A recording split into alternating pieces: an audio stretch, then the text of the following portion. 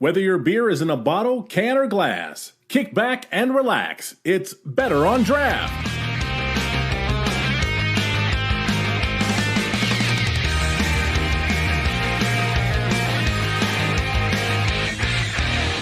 Welcome, everybody. This is episode 291 of the Better on Draft podcast. My name is Ken. Thank you so much for joining us. I appreciate it. We had a great interview earlier tonight with Big Lake Brewing, and we are going to do a second interview tonight. This show will come out on Monday, the 13th, I believe. So if you're listening live, obviously you have to wait until Monday for the podcast. If you're listening on the podcast, folks, head on over to our YouTube page. You can actually check out the video. And if you're watching the video, head on over to our podcast and listen to it on the podcast. Once again, my name is Ken.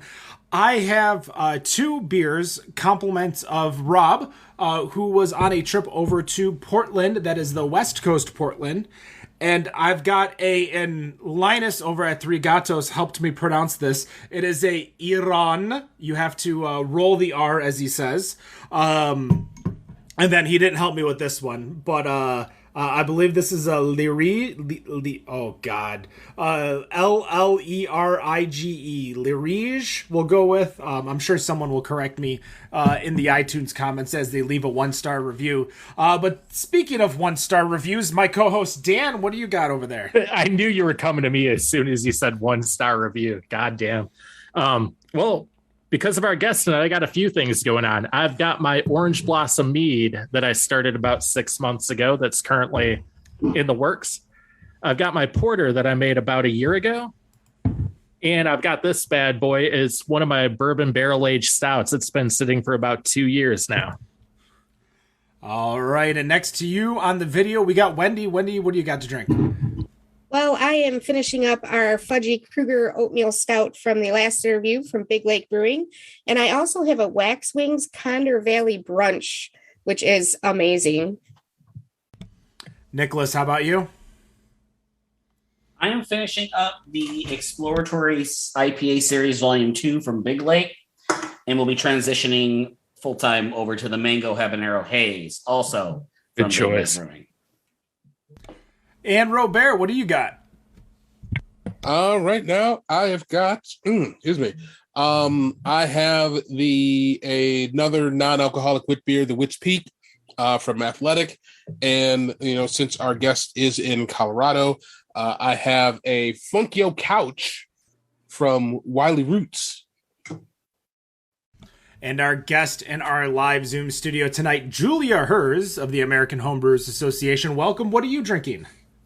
Hi, everyone. I've got from my friend Jeremy Storton, who does Good Beer Matters, another podcast out there. St. Orton's Brew House is his home brewery. He sent me his Roja Rosemary Orange Honey Ale, and I have yet to crack it. It's 5%, and I'm gonna crack it and give it a go. That's what we should have did. We should have blasted you with all of our home brews and had you judge it live on the air. Well, yeah, I could do that. Send me beer. Send you is that why you got into beer, just so people would just send you beer? That's why I do this. Aren't we all doing this because we like to drink beer and enjoy it, True story. Brew it, and talk about it, right? I can't deny it, but as a tech geek, the first question that I want to ask you and the first question that I want to get into, what was your indoctrination into craft beer, and how did it go from drinking craft beer to creating craftbeer.com? Sure. And first of all, I'm Julia Herz, Executive Director of the American Homebrewers Association. Thank you all for sharing your Friday or after with us in this June summer night. The question triggers my history and my dad's influence. He always had specialty imports in the fridge. My brother's history and influence had him always collecting beer cans. And then my family's history and influence had us going to a place called the Brickskeller in Washington, D.C., which is no longer, but it had 500 different beers on the menu, and none of them were draft. It was bottles and cans. So from a very early age, I was thinking about beer and many different kinds of styles, many different kinds of labels, coming from many different areas of the world. Many different colors, right? And so I think that planted a seed in my head. And then it got me to think I wanted to homebrew literally when I became of age in 2020, when I was 21. So there's the homebrewing piece. You kind of talked about craft beer. And craft beer wasn't around then, right? Craft beer and independent craft beer is more of an evolution of what we saw in the US grow up from brew pub to then microbrewery to then craft brewery. And so that was a later part of the game where my mind started to say, I want to support the mom and pops. And you asked about craftbeer.com, which is an amazing website that I was helped create and publisher of starting in 2009. It's still published today. Go check it out, an incredible body of work.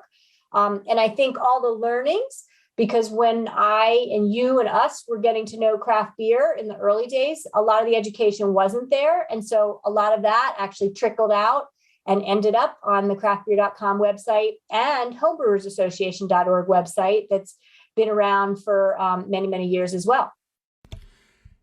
Now, sorry, Dan, you're not. Go ahead. Not you yet. You're next, I promise. All right. Now, in your repertoire, your LinkedIn page, it says that you are a beer educator. Explain to us a little bit more about what your role is as a beer educator, whether it's current in your role in the AHA, previously in your role at the BA, or your roles prior to that. Sure. I think if you work in beer, you're educating in beer. I take it a step further where to do my job right now, to educate people on homebrewing. I educate people not just on the hobby of it, but the enjoyment of beer and why homebrewing is such a valuable, passionate hobby that many people do. Millions of people homebrew. So I educate through the form of writing, presenting. I've authored books. I co-authored Beer Pairing. I've co-authored craftbeer.com's Beer and Food course. I write an article or a column, for Zymergy magazine. So if you're a member of the American Homebrewers Association, you get one of the most prolific publications out there that's been published since 1978, and I now write for it. There's a lot of ways to educate, and every single day I'm busy talking about the process of brewing, the approach to brewing, as well as the sensory reward and enjoyment, and also the community connection from brewing. You mentioned Zymergy, the magazine. My question is, being in Michigan, 4 out of the 5 of us, Dan is originally from Michigan, so he is included too. Zymergy has rated Bell's Two-Hearted as the best beer out there for 4 years, I think, in a row. What makes, in your opinion, because obviously you're an educator, in your opinion, what makes Bell's Two-Hearted such the well-rounded, consistent craft beer of the year? It's interesting because you see a lot of best beers lists. There's a lot of information out there from a lot of knowledgeable people in beverage alcohol. But I'm going to put Zymergy magazine's, best beers list as one of those most reliable sources from people that are in tune and in touch. And for many years, it was Pliny the Elder that was the top beer chosen. And then Bell's Two-Hearted certainly took the throne, and you mentioned for multiple years now. And I'm not here to speak for one beer or another. When you aggregate, survey data, and you have one group gravitating, you have this kind of, tipping point. It shows that something is top quality, reliable, and firing in all cylinders in terms of, the reward of balance of malt to hops, right? Ethanol or alcohol to carbonation. That beer is traditionally known for Centennial hops. It's not quite a smash beer, right? Single malt, single hops, but it's very little malted barley. I believe only 2 or 3, and then truly a centric beer to one hop, Centennial. So maybe one reason why it's doing so well is simply because it's so reliable, and it doesn't overcomplicate something. And it's really hard to find a consistent day in and day out IPA that quenches, that's not too sweet, right? That doesn't have too much residual sugar. And I happen to think it and many of the other beers that are rated towards the top of the list are truly marks of quality and reliability for sure. Awesome. I would, just because you said that, big shout out to Mango Habanero Haze from Big Lake. When you talk about an IPA that's not too sweet, that really does. I hate IPAs, but I could drink a case of that easily, probably in about 24 hours. But let's talk home brewing. I mean, you're something you've done for a while, but I know a lot of people haven't. A lot of people haven't had a lot of time, if they have, to really get into it. Talk to us like we're laymen for this. Why should we ever consider home brewing? I love it, Dan, and kudos to you. And I'm to take it that some of you homebrew. I mean, that's a given, right? I mean, yeah, I got a couple, right? I know, Dan, you led with, and you owed to the mead side. So, why homebrew is an easy one. We don't just if you're ahead of the game and you're not living hand to mouth, right? You're not eating food for survival and drinking beverage for thirst. You can treat it as a part of the gastronomic world, right? The food arts world. And so when people cook at home, they try to get better at it. And when people drink beer at home, or kombucha, or sake, or mead, or cider, well, many millions start to say, I want to try this too. And so to me, the reward of homebrewing is the multitude of things that all fire together as a home run. One of them is process. It's very rewarding to me to go out and seek a recipe, right? Somebody tips me off on a recipe. I respect that person. Great. I'm going to go brew that. Or I read a clone recipe. We publish many on homebrewersassociation.org. And I want to try to brew that beer at home, that commercial beer. Or a gold medal winner from a competition. We have National Homebrew Competition coming up in Pittsburgh in June, June 23rd to 25th. I want to try to brew those past gold medal winner beers because I want something that I created too. And then it's not just the day of getting the recipe and then going to get your ingredients or getting them shipped to you, but it's the carboy's always fermenting and bubbling away in the corner of my house, right? It's got my favorite t-shirt on it. It can hear the music I play. I can talk to it. I can actually smell it if I put my nose up to the airlock, right? I've got that whole experience with that beer from brewing process and conception all the way to packaging it. And then once I package it, and if you homebrew, you get this, then I don't just have a finished product for myself to try, but I make other people's day. It's like a smile in a bottle or a can, or a growler or a keg. I can bring people my homebrew clubs. Hey, what do y'all think about this? Enter it in BJCP competitions. Enter it in other family, down the street having a potluck and we're going to pair wine and beer. I bring that instead of a commercial beer. And so the reward goes far. And then the social impact really does go further when someone's maybe not having a good day. Somebody passed away, or they're having a great day. Somebody had a baby. When I hand them my homebrew, it's something from me to them that has true meaning, and it brings me closer to them, and it expands my community every time I brew. That was a great answer. Now I'm curious, just talking about this, what was the first homebrew you did on your own, and how did it go? Sure, Scottish ale. I made it in my 20s and we had a kit. So if you haven't homebrewed, you can homebrew very easily. If you can make soup, you can make beer. You can also make it much more complicated, like you're setting out to make a souffle, right? This was a Scottish ale extract kit. There were no grains in it. Now I definitely do both kits for extract or all grain brewing. And it was super magic. Like me and my friend Charlie Gunn brewed it on the stovetop. We packaged it and had a party. Our friends could not believe that it was actually carbonated. They tasted it. We tasted it. We killed the whole 2 cases. It was a 5-gallon batch, the first time we brewed it. And as soon as I did that, I was hooked and wanted to get better and better at it ever since. Great choice of beers. That's something I still haven't done after all these years as a Scottish ale. But you mentioned, you were doing extract and you still do both these days. I see a lot. I like to think of them as elitists that don't like when people brew with extract. I personally typically go towards brew in a bag just because I'm in a condo and prefer to go all grain. But Is there a stigma? Is that just something people are over, exaggerating when it comes to using LME, DME, anything like that? Is it something people should not do, or what are your feelings in general about that? I guess is the whole question.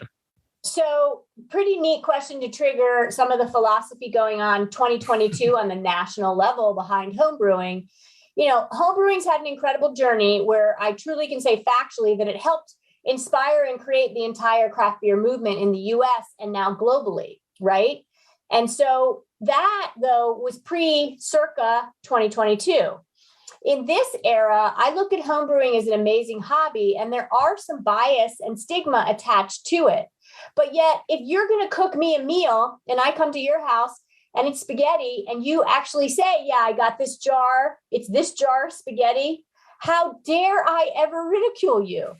So, 2022 beyond, homebrewers, we have 37,000 members at the American Homebrewers Association. I hope y'all join us. It pays for itself, less than $50. You get Zymergy magazine, 2,000 plus member deals, all the access to the stuff on homebrewersassociation.org, pre-sale tickets to Great American Beer Festival. The list goes on. And what I want people to do when they homebrew is feel welcome no matter where they go. And so if I walk into a homebrew club and I say it's an extract beer, I would hope that homebrew club, if I'm still 3 years later a member of that homebrew club brewing extract, all they should care about is what's in the glass and how it tastes. And so, yes, I definitely think that stigma happens in many nooks and crannies, but it seems a little odd to me that it happens in homebrewing when it's not happening in other areas of culinary. All that really matters is what the end product is and what you produce. Great answer. I do love that. And I feel the same way. I want to switch. I don't want to take up all the time because I could talk to you about this for the entire show and everyone will just get mad at me. But let's switch back to the mead because you did mention that. I kind of brushed it off for a minute there, but you were also the first employee of Redstone Meadery. Mm-hmm. Obviously, you've brewed beer. We just talked about that. Have you made mead while you're an employee, before your employer, or after Redstone? So absolutely mead. If you're into, fermenting, it should be on the list. Mead is honey wine, fermented honey, arguably one of the world's oldest, if not first, beverages. And before I was even at Redstone, I created a website, honeywine.com. So you brought up craftbeer.com, and I had honeywine.com in the early days in the 90s when mead was starting to make a play to grow up as a beverage category that was going to rise on the scene. So I think that, I've got a good history in mead. I've made plenty of them. I've got award-winning meads from BJCP competitions, the Mazer Cup, and the like.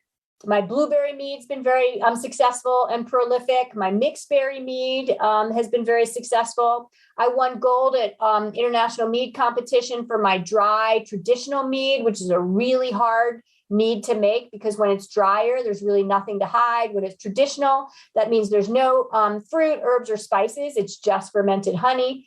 I got mead game, Dan. We could talk all day, and I certainly enjoy it as a beverage. And go ahead. I'm sorry. I didn't mean to cut you off. No, all good. I love tasting and talking meads. It's a very, very delicate, fermentable honey. It's like white paint. As soon as you drop something else in it, it's totally influenced. It's very easy to influence honey, but what an incredible backdrop of a fermentable it is. Yeah, I agree with you. This is just a traditional orange blossom I'm working on. It's my first mead ever. About 6 months old right now, so still got a little ways to go. But Wendy, I believe you had a question. Oh, I have a ton of questions. So you have a very impressive resume. And one of the things that I'm curious about is how did you decide which direction you wanted to go in this industry? So when you say industry, you kind of mean the beer biz. And hello, Wendy. Cheers to you, by the way. I think all of us in our journey follow what's in front of us. And sometimes we pay attention to the signs and organically float along. Other times we just go after it. What we all end up doing personally and professionally often has sometimes to just do with timing and luck. So to me, conscious decision was, really just wanting to work in the beverage of beer. I am a broadcast journalism major. I worked at CNN Washington, D.C. Bureau right after college. And then when I left CNN, I didn't know what I wanted to do. And I went on a cross-country trip. And on that trip, I volunteered at the Great American Beer Festival, which the Brewers Association puts on. And it was in Colorado. And then after that trip, I ended up moving to Colorado. And so I always had, right, like the festival environment for beer and the association on my mind. So I decided I wanted to work in beer on that cross-country trip.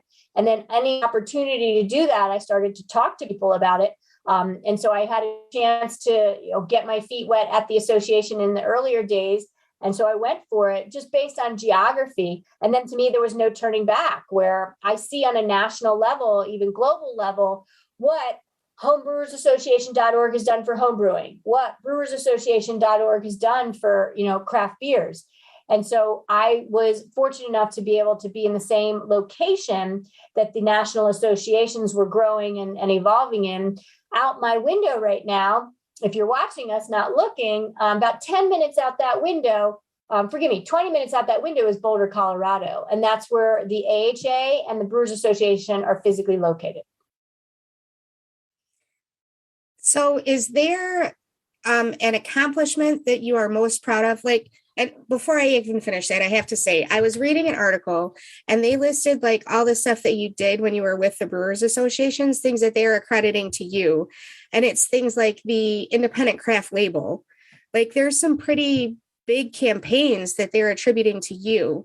Is there something that you have done throughout your career that you're most proud of? Love the question. And yes, I'm pleased and proud with my body of work that continues to grow today. We're all works in progress. So don't cap it off yet. There's more to come. Right. One of the most in my back pocket, but still out in the space, and you do bring it up, is helping support and making awareness, putting on the map independent craft brewers. And so in 2007, there was an opportunity for me to work back at the Brewers Association as craft beer program director. And so anything I did was the result of many people doing it. But my job certainly was to grow awareness and demand for small and independent craft beer. And in 2007, no one was talking independent craft beer, right? And so when the Independent Craft Brewer Seal came out, which is what you brought up, Wendy, that's that upside down beer bottle that you see on so many craft beers. That was 2017, and I was one of the lead architects behind that. I'm very proud to have been at the place and the convergence in time where the National Association said, we are here to advocate, promote, and protect small and independent craft brewers. So what are we going to do next? And with the course of many people weighing in, we did put into place the Independent Craft Brewer Seal. And so I'm very proud of that. And I think that will have, generational help for mom and pop businesses that are fighting in a very tough market, especially since this concept of craft has gotten co-opted. And the notion of making craft beer now isn't really always going to go hand in hand with independent businesses, but that's exactly who started the notion of craft beer. That's amazing. So as a woman, I have not done my own homebrewing yet. I've thought about it, kind of played with the idea a little bit. Hasn't been my next step yet. But I have a lot of friends. I'm very lucky to be in an area where there is a lot of women-oriented groups based in beer. So I have been able to take part in a bunch of different homebrewing things. And what do you suggest for women who would like to start out homebrewing? Do you have somewhere that they should go? Is there people they should talk to? What do you recommend for people to do that? So I love it. It's interesting, Wendy, the times you and I are in, and thank you to our gentlemen listening and the co-host here, allowing us to talk about the notion of sometimes being a woman in beer there's a different slant or perception, but that you also slipped in people into your question. So my answer back is no matter where you identify gender-wise, anyone can brew. So take the gender out of it. but yet to acknowledge that you are saying that many women often feel intimidated or based on circumstance, a little muscled out or mansplained, and that, we want anyone brewing, and that's part of the era of 2022 and forward for home brewing, who have very prolific, amazing, mentor group of men that are the majority of who brew. The women factor, which is, give or take 10% based on the data that I've seen from our AHA membership and other data, it needs to grow. That's very disproportional. We need more women brewing beer. And so the safest way to feel comfortable is up to each individual. But homebrew clubs, there's 2,200 of them. Homebrewersassociation.org has the most prolific database of homebrew shops and homebrew clubs. So you can look up your local homebrew club and stop into one of those homebrew clubs, go to a meeting, test it out, and have them guide you along. Or you go to one of your local shops and say, I'm a beginning brewer, I want to brew with people, or I want to brew on my own. What exactly do I need? And often you have most everything you need already in your kitchen, minus, a few small things that the shop might recommend and the ingredients for whatever beer. We on homebrewersassociation.org have how-to videos. The Easy Amber Ale is an amazing, just really approachable beer. There's a lot more going on in amber ales than people might realize. So we recommend an amber ale as a way to start homebrewing. 5-gallon batches are common. You can even make 1-gallon batches these days. I've done that recently. It fermented in a 1-gallon jug. They shipped it to me. I had everything in the box. So from unpacking that box, I was ready to brew. And so I would say, no matter the gender, do your approach that makes you feel comfortable, but seek out the experts or the authorities around you on the club level or the shop level. And then go online too to ask questions as you brew your beer, taste your beer, because we have, for example, 100,000 plus people are on American Homebrewers Association forum. People are online forums in many, many places, and you can ask questions in a safe environment there. So you are less intimidated and can just toss out those like, hey, it might sound rudimentary to you, but I'm stuck. Can you help me?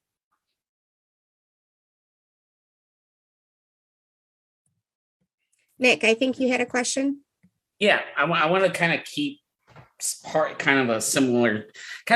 essential theme going here. And I really got to give Rob for kudos for this one, because this was definitely his idea for asking this question. So Julie, you have been an unwavering advocate for expanding the beer community, trying to make it all inclusive, so that way everyone can enjoy what's being put out there, whether it's homebrew, whether it's out there in industry, etc. In the wake of sexual harassment and assaults, and probably being more brought up in news and whatnot, probably more so than ever, and a lack of racial diversity that we continue to see, what steps are being taken to show equity and equality in craft beer, at least from the Homebrewers Association perspective? And and to kind of add to this, to add a second part to this, what do you think the industry itself should really be doing to kind of make sure that beer is for all, not for just select folks? Right. And a lot to unpack there, my friend. You you come out swinging on a great question. I can tell you, I ask a lot of loaded questions. Sometimes they're run-on sentences. So, and in me saying that, I'm not meaning to jest in a negative way at all. I'm complimenting you on a lot to unpack, because these are the times we're in. And the beverage of beer, based on advertising, historic marketing, it was marketed to legal drinking adult males, 21 to 35. So the beverage of beer, compared to, say, the beverage of wine, has already, out of the gates, at least in the US, historically been more male than female. And so what you kind of get at is what's going on the national level. And there's a tremendous amount going on. You've got a growing group of DEI, diversity, equity, and inclusion professionals or wannabe helpers and advocates that are in the space. For example, on the homebrewing side for the AHA, American Homebrewers Association, I lead with saying we want to make homebrewing accessible to all. When I say accessible to all, it means we take the intimidation factor out of it, just like Wendy was bringing up, right? Because any new hobby can be intimidating. If I want to paraglide, if I want to build birdhouses, whatever, how do I start? How do I do it? And so anyone that's guiding me and educating me, I don't want to be profiled of, you don't look like a birder, so I'm not going to guide you when I walk into that, shop. Or the paragliding community. I would hope they don't look at me as anything but an aspiring individual, be part of that community. So from leadership now, obviously on the homebrewer side, we're leading with that notion of making homebrewers accessible to all. We will soon have an Art of Inclusive Communication webinar for all AHA members coming up in 2022.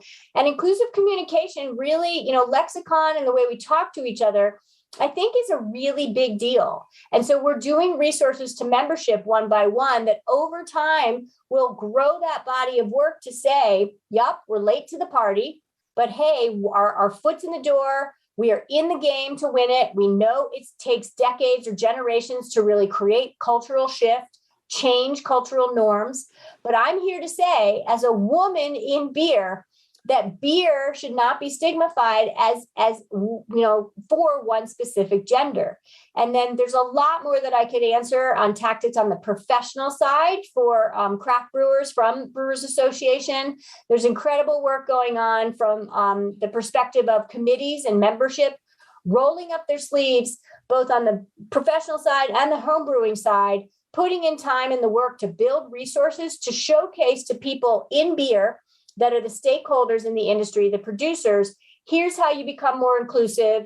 You brought up not just equity, right, but equality. They're different. Here's how you can be aware of what the difference is. And here's how you can have your work and conscious effort in this space trickle out to make it a more inclusive community. Right. Well, I was not expecting an answer, that well thought, articulate answer. Preach on. That is why I love this show, guys. It was a tough one. Not what one answer.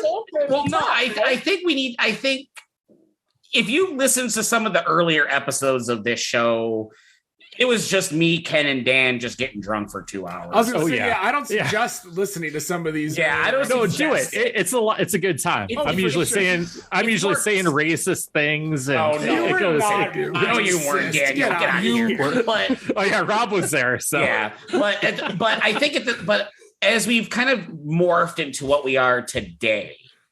And personally, I think the pandemic has been a blessing in disguise for this particular show, where we can branch out from the state of Michigan and get people from, breweries from outside of the state of Michigan, and people such as yourself, not just so much on the brewery side, but homebrewers, associations, etc. That's why I think that's one of the reasons why we keep doing this, because there's more to the story than just someone wanting to start a brewery in their basement and then thinking, oh, I'm going to make this a business. I think there's more to, I know Ken's laughing, but there's more to it than just that. And I think that's one of the reasons why we've morphed over the last several years into having these conversations. Because let's face it, those are the conversations that we need to have. And yeah, they're tough. I know people it might make them uncomfortable, but this is our show.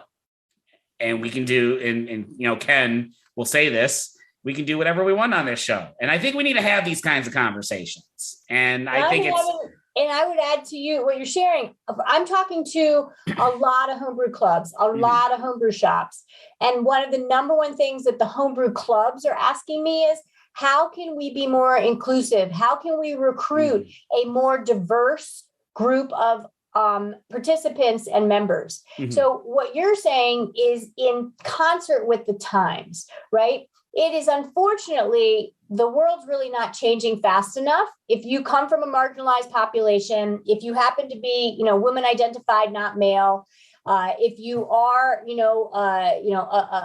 an example of diversity in whatever fashion, you still have a pretty dang hard time of it in certain situations. Mm-hmm. But the beauty is that what you emulate and what you share with us is that these conversations now are going on, and it won't change unless we're all not scared to talk about it and okay to raise our hand and say, I need help in this arena to be more inclusive. Or here's an example of where I feel like I was cast bias or excluded, or even worse, exposed to harassment or assault. What do I do? These conversations are going on. It's okay. And we need to support each other. We also need the ability to report outside. Third-party reporting is very important for companies and organizations to have in place, because then it makes it a little bit more anonymous when things get real and serious, and people need that anonymity to actually address the issue. Right.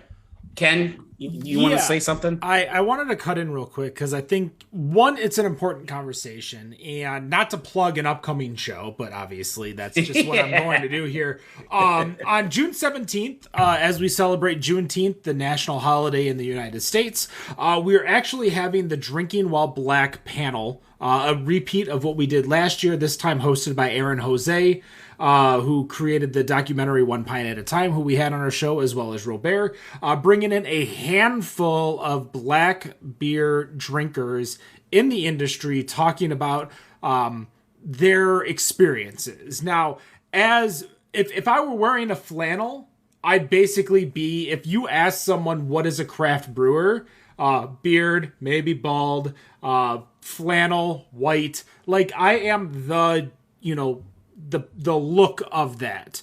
When you're discussing homebrewers associations and you're trying to bring in not necessarily like you're attempting to diversify, to understand that, hey, we want to be inclusive. We want to bring everyone in. We want to bring you in if you're black, white, person of color, indigenous, female, male, like we want to bring everyone in. But my question to you is that as an educator, as someone who is so intelligent with beer, how do these local brewers guilds, like we've got the Coonan Brewers Guild, the Ann Arbor Brewers Guild, how do we bring in a more diverse group and attract them to our group?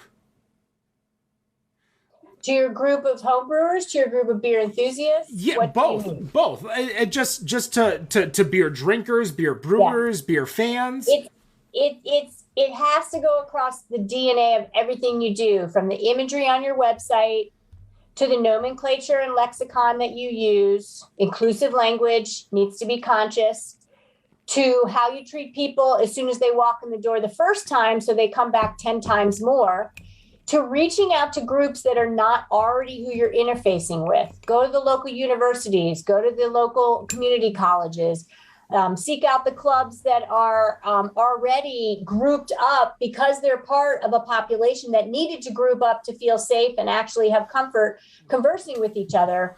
And use the topic of brewing and beer appreciation, because a lot of groups today maybe aren't homebrewing. They're more, social drinking clubs, and that's good. That's okay. You all are a social drinking club. Wendy raises her hand, right?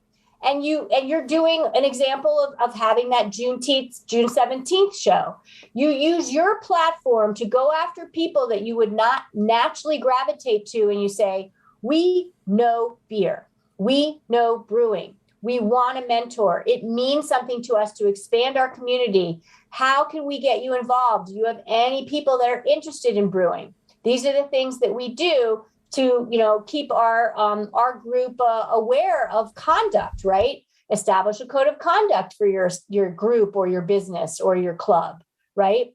There's all these little things, but it has to be deliberate day in and day out. And then you have to admit privilege. I have privilege. I'm a white identified female. I did not graduate with student debt.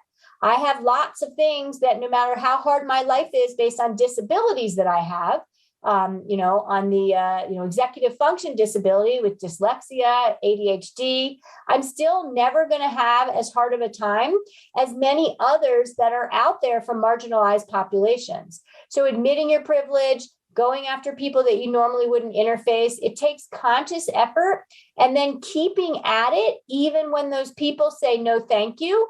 Because if you can bring them to beer, because many people like beer, and use that as the bridge point, right? Beer is a connection point in the glass. Eventually you could win them over if you really mean it and you really back it up. I think one of the important things you mentioned is for these groups to take initiative. A lot of these groups exist within the confines of their brewery, their group, their Facebook page, whatever.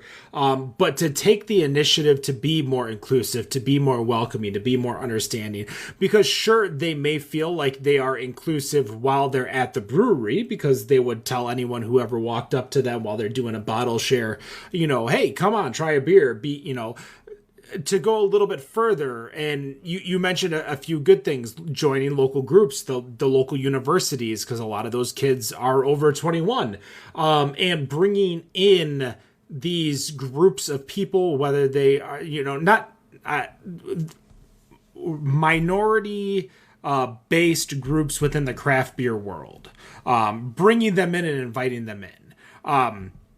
We've talked a lot. I know Rob wants to talk to you, so I'm just going to pass it over to Rob here, because I know Rob has some questions for you, as long as he's not dying from the pollen. Let's go, Robert. What do you got?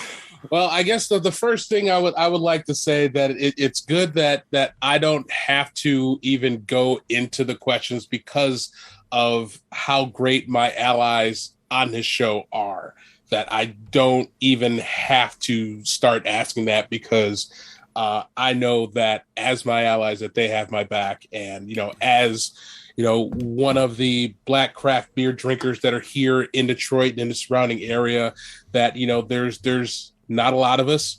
There's not a lot of Black craft beer, craft brewery owners.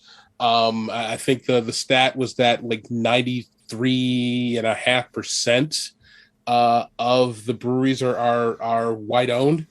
So we don't have a whole lot of space. So it is one thing that I can hope that, while the steps are being made, that I wish the steps were bigger, and I wish the steps were moving faster. But we can only go as fast as it will take us, and I would rather it continue to go forward than have any motion where it goes backwards. So I am definitely, like I said, it's not as satisfactory as I would like, but it's still going forward. So that's one thing I'm glad for, and I'm glad for the team here. Now I actually kind of wanted to, since my white brethren have taken care of the question, I want to go back to some home brewing. Right. Now, I haven't, obviously we was brought up here, but unfortunately I have not homebrewed in quite some time. I think it was probably the last time was in 2016. And I mean, I do miss it, but when you have a family and 3 kids and an electric stove, it does make brewing time a bit difficult. I'm curious, how do you fit home brewing with life as it goes on? It's a fair question. I so feel for that. The catch is that an electric stove in your kitchen is a perfect place to homebrew. And you, like I said to Wendy, you probably already have the equipment you need to do it. So you want to think of reasons to brew, right? You have a family gathering coming up, and instead of bringing that lasagna that's going to take you 3 hours, you brew that's going to take you 3 hours, right? Other reasons to brew. We give you at the American Homebrewers Association reason to brew all year long. We just hosted Big Brew that had, almost 900 people participated from multiple countries across the world. So you get a date on your calendar and you say, this is a homebrew holiday, right? We've got Mead Day coming up in August. We've got Learn to Homebrew Day coming up early November. So reasons to brew, whether it's a family gathering or somebody's birthday, I want to do something special for somebody else. Sometimes that's a easier reason for us to carve out our time because we're all such givers to everyone else besides ourselves. But the catch is, Rob, that you're going to have a beer for you no matter the reason for somebody else that you thought of brewing it. So I would say life gets busy. We prioritize what matters to us. And if you can just carve out 3 or 4 times a year being, that brew day, then you're a home brewer. So I would say put it on the calendar, find a reason to brew, and you're going to be psyched you did. And it's not as long as you think once you commit and get your recipe and ingredients going.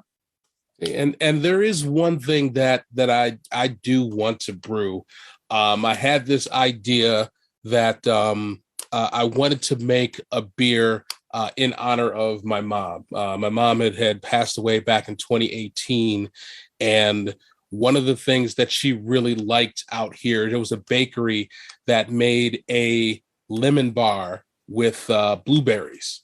And so I had this idea where I wanted to make a beer that kind of emulated that flavor, that would have, that tart lemon with a hint of blueberry and a nice kind of, just, I don't want to say a finish, but at least like some sort of shortbread kind of flavoring to go with it. I wasn't sure what style I would make that. I wasn't sure if that should be a blonde or if that should be like a wheat. I guess, and I guess being someone who is always looking at food pairings, I guess that's probably the person to ask this question. Like with that profile, with say like heavy on lemon, blueberry, shortbread, what kind of style do you think that should be? So I love what you are saying, because you're already constructing a recipe that would really mean something to you and you want to do it right and with care and attention. B, even if my answer doesn't satisfy you, that's why I would go on the AHA forum and say, my mom passed away this year. I want to honor her with this. She really loved, this type of food, and any advice on constructing a recipe. And people are going to jump on that because we all want to share our hobby with each other and we want more people brewing. So back to my answer to the question, and I think you're smart, start with the base style and then you sneak in the lemon, right? And you try to emulate that shortbread essence and blueberry. I would say that as you were talking, I was thinking about a wheat-based ale, right? Maybe a Berliner Weiss or a Goza that has already some kind of snap of tart and a little bit sour in it would be the base. Wheat malt tends to be very pillowy, a little bit more bread-like. You take a piece of bread out of the bag and you pinch the middle of it. That's wheat malt flavor, right? It's not the edge of the bread that's been exposed to the baking that gets a little bit more like pale malt or Vienna Munich malt. That's that flavor of shortbread to me. But shortbread, you want it light and pillowy. So I would have it be a wheat, really heavy on the wheat, and then go from there. Okay. And I guess that leads me to my last one here, in that one of the reasons why I haven't brewed in a while is because my last 2 batches basically turned to the dark side. That's mainly because I didn't know the science. I tried to do a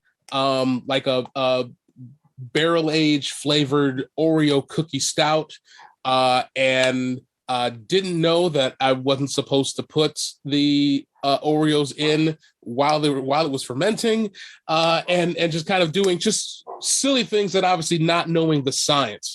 I love to take classes, but time and money aren't there. And then along with the worry that another 4 weeks of brew will taste like basically a used wet Planet Fitness sock. How do you combat like a bad brew? Like, what do you say to a person who has a bad brew and says, well, I suck at this. This takes too long to make. Why should I bother trying to do this again? Such a setup for an easy answer, Rob. You follow a recipe. If you follow a recipe, that comes from somebody that's tried and tested the type of beer that you want to brew.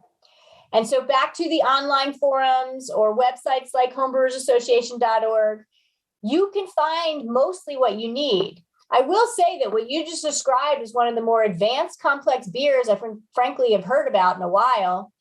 Barrel aged, Oreo cookie, whatever else you said, like, come on, be kind to yourself. If you just set out like I brought up souffle earlier. I'm not a chef. I don't know how to make a souffle. Am I going to make a souffle just from like my head? No, I'm going to pull out a book and look at the recipe and the steps in the process for a souffle. So I would say go for anything you want based on recipes that you've seen, or if you want to construct something like the shortbread beer, ask people that brew that kind of stuff all the time, and they can help you formulate the process and steps. So you do it right from out of the gates. Gotcha.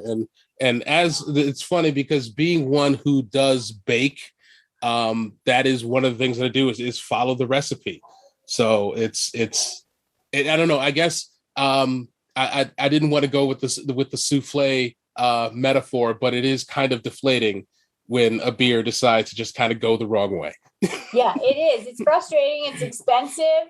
But the smaller batches, the average home brewer that's more advanced is brewing 5 gallons. That's confirmed. But the smaller batches, it's less risk. So I encourage people to brew that 1 gallon test batch. If you're a commercial brewery and you have a pilot brewery, that's a smaller batch for your bigger eventual production. It's the same thing at home. If you're a home brewer, your pilot brewery can be those 1 and 3 gallon batches. So get your setup for that. And then when you really love the recipe, then you brew 5 or 10 gallons. Gotcha. Well, that's going to be the step then. Right on. I wish you luck. Rob, I appreciate the souffle deflate analogy. I heard it. I'm there for you, and I appreciate it. Folks, that's going to do it. We have our final questions before we say goodbye to Ms. Julia Herz. We're going to start, however, with Nicholas. Nicholas, what is your final question for Julia Herz? So you're in Colorado. We got the weekend coming up. It's not a holiday weekend, but it's still a weekend. What's in your fridge that you're going to be indulging in this weekend? If there's any events, or it's just chill at home kind of thing. What are you indulging in beer wise this weekend? Homebrew or from a local brewery nearby? Sure. I'm presenting tomorrow at the Brew Hut in Aurora, which is tied to Dry Dock Brewing. If anybody's heard of Dry Dock out of Colorado. And I promised them that I would bring a Belgian triple because I'm doing sensory demonstration in person. I have brewed that several weeks ago, but I'm not quite sure it's carbonated enough yet. So I need to try that, crack a bottle. And if it's not carbonated enough, then I'm probably going to start dipping into some of my meads that are rather aged because I know they're reliable and I have them. I wanted to serve something I made instead of something that we bought. So those are what I got. So that's what I'll be tasting tonight to prep for tomorrow. Really quickly, Dan, Ken, and I think Rob, do you guys remember Miso Ornery from Oh, yeah. I was thinking about that beer the other day. The Belgian quad. Yeah. Griffin Claw. As soon as Julia said Belgian triple, I'm like, okay. That popped in your head. That popped in my head. It's a Belgian quad, but not Final Absolution, the multi-medal award-winning Belgian triple here in Michigan. I'm sorry. I literally thought about this beer on Wednesday. I'm sorry, Ken. Griffin Claw is just too near and dear to my heart. I'm sorry. Not Le Fin de Mon from Unibrew, the international triple standard. Nope. You know what? I'll say this, and then we'll pass on to the next person. I don't drink Le Fin du Monde all that much. I'll say drink some Miso Ornery. I'll just drink Miso Ornery. All right, let's we're talking over ourselves a little bit. Wendy, what's your final question? So Ken's probably going to be mad because mine is not a quick question, but one of the other ventures that you have is that you are a founder of Gray for Good, which is something kind of near and dear to my heart. It's a plight that I am on right now as we speak. But talk to us about this cause and how people can donate. I love it. Thank you, Wendy. Definite Passion Project is a global grassroots campaign. Grayforgood.com is the website. The tagline is Gray for Good for all womanhood. I grade, I saved, meaning I didn't color my hair, and I gave. What I found is that in the US, on average, $20 billion a year is spent on women coloring our gray hair. That number is just staggering compared to what men would maybe consider coloring their gray hair. So where, why, what's up with us? Why, as we come of age and get better and more mature, smart and wise and accomplished, do we then start to feel diminished because our hair is going gray and that it's like not a good thing in our tool belt? Long story short, I'd love to shift the $20 billion from women coloring our gray to instead women and girls causes, because they are disproportionately funded. Only 1.9% of overall giving in the United States goes to women and girls causes. I can back that stat up. It's terrible. And the statistics saying it gives me chills. So the bottom line is, one day, as I grow this campaign, I will have a purpose-driven trust where people can contribute into it and decide which women and girls causes get those funds. But for now, I just love to see on social media, hashtag Gray for Good. Pick a women and girls cause. There's 50,000 of them in the United States. Pink Boot Society is listed as one of them.